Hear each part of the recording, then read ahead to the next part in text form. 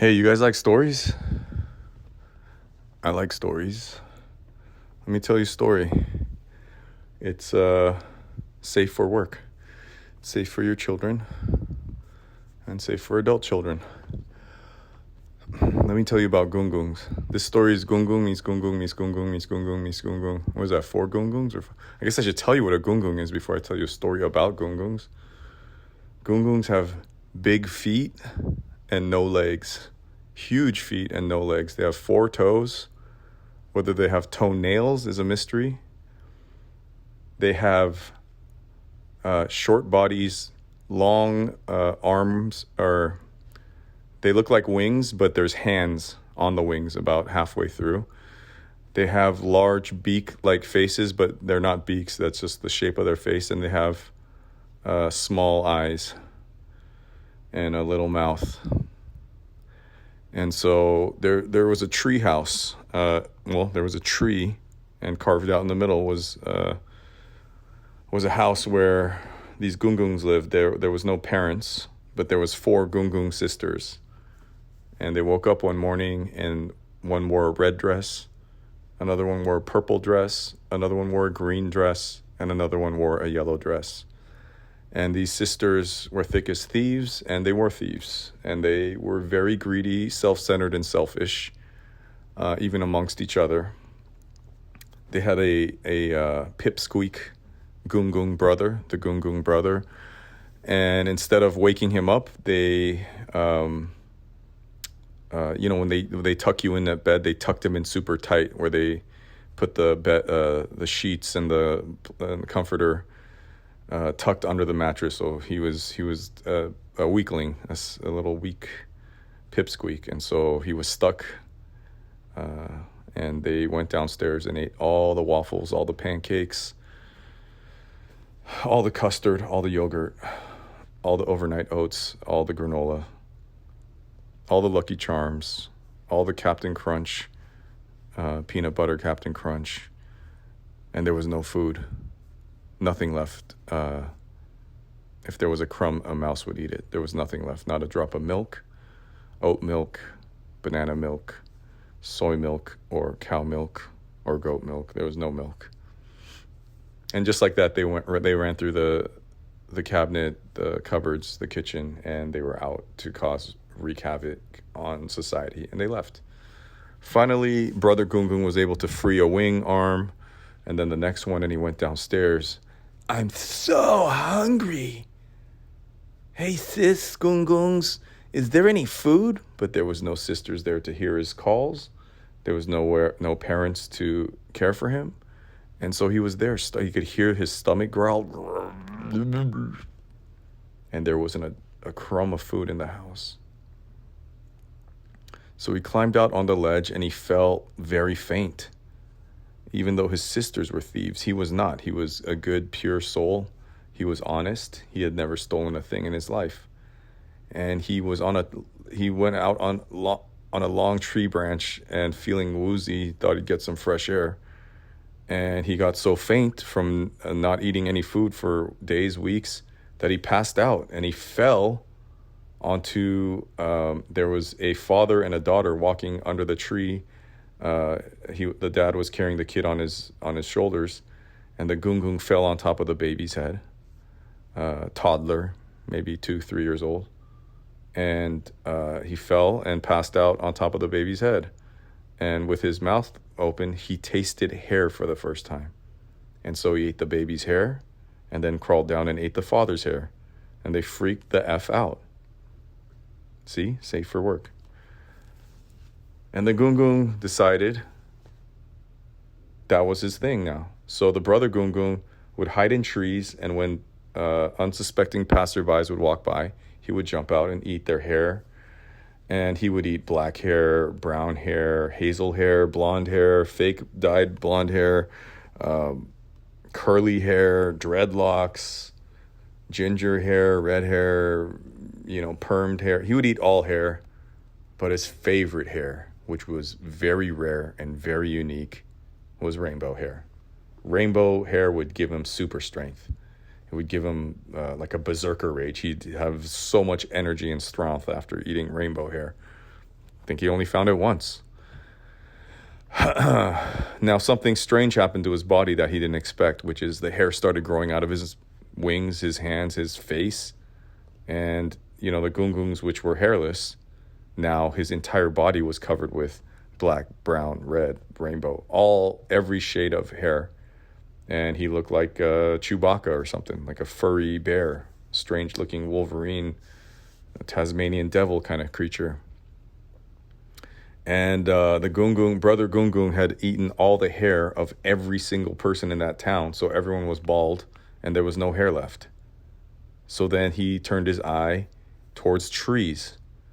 He was so hungry and desperate for love, attention, food, survival, anything, that he started nibbling on some branches, and soon he had eaten almost every tree in his town. And once again, unforeseen side effect, tree-like structures like branches and leaves and roots and stems, everything started growing out of him, out of his elbows, out of his knuckles, out of his ears, and he started to resemble a hairy tree. And this was good for camo. That's short for camouflage. And so he could camouflage really well in trees to attack people who still had hair or eat other trees, and yet there was no hair or trees left in this town.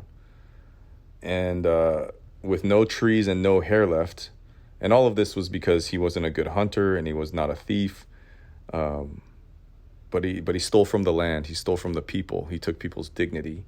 He turned his attention, now with no leaves to perch on or nothing, he ate grass. And he ate all the grass in all the land. He ate all the grass from the cows, from the goats, from people's lawns. But this time something else happened. The grass didn't grow out of his skin. It only grew out of his bum. That's his butt. I'll stick to bum. I don't want to say the word ASS or BUTT. I'll stick with bum. The hair only grew out of his bum. Now, the only existing tree in this town now was the Goong Goong tree. It was his tree. It was his home. He's not going to S where he, you know what I'm saying. He's not going to eat his own home. And so the effects of his voracious appetite of eating all the hair, all the trees, and all the grass and all the land, it devastated the land. There was no food growing anymore. There was no livestock. People were sad and depressed and lonely. And so there was nothing left for even the Goong Goong sisters to steal from people. The supermarkets were empty. The stores were empty. The shops were empty. So the 4 Goong Goong sisters, hungry themselves now, returned home. And they never once called or checked in with Brother Goong to see if he was okay. He could be dead for all they cared. And they walked up the steps of their Goong Goong tree house, defeated. They didn't expect, this barren landscape. And yet this is what happened. And when they came home, Brother Goong Goong's appetite from eating all the trees, all the grass, and all the hair and all the land had turned him into 10 times, 20 times their size. He was gigantic. So big that they didn't even notice that they were sitting on one of his feet. And they're like, what? And Brother Goong Goong looked out at them and he said, I'm hungry. And he picked up all 4 sisters, the one in the red dress, the yellow dress, the purple dress, and the green dress, and ate them all without chewing in one flail swoop, and ate them. And they went down his gullet. He didn't. And they cried, ooh, ooh, we're sorry. It's too late. Now, if I was to describe to you the contents of Goong Goong's, Brother Goong Goong's stomach, it was not pretty. The years of eating hair and trees and leaves and branches and grass had not been pretty for what it did to his digestive system. And so they were, all 4 sisters, reflective in a way they'd never been, contemplating, regretful, looking back at what they'd done wrong in their lives. And, but they were still alive. They were alive in his stomach for how long? They didn't know. And as they sat there, wishing that they could be, if we had one more chance, we'd never do it again, a little wormy stuck his head out. and all that dirt and mulch and compost, worm had stuck his head out, and had dug a sizable hole, and they followed that worm out, and because of all the food and hair and grass, it created a pulley system almost in Brother Goong Goong's large intestine, small intestine, and his bum bum. So the four sisters, yes, I'm going there. The four sisters crawled in this darkness, and there was a light at the end of the tunnel. That's his bum bum hole. They crawled their way out, grabbing onto hair, branches, sticks, leaves, hair, fur, rainbow hair, grass, and they pulled their way to freedom, where they landed on his grass-covered bum bum, his super, super grassy bum bum, like the thick, beautiful grass, and there they sat. Brother Goong Goong at this point was so huge, so enormous, that he didn't even notice that his four Goong Goong sisters were living there right on his bum bum, his grassy bum bum. I could say grassy, ASSE, but I'm not. And there they sat, contemplating how to be free of their brother, this thing that kind of they created, this monster. And so as he walked around the earth, they would see opportunities to jump off, fly off, go to greener pastures, as they say, start a life over. But they were so frightened and so traumatized by what Brother Goong Goong would do if he had happened to turn around or heard them or saw them. So they ended up living a life of quiet desperation on his grassy ass for the rest of their lives. And were basically stuck on his ass. And at any point they could have left, but they did not. The end. Dosume.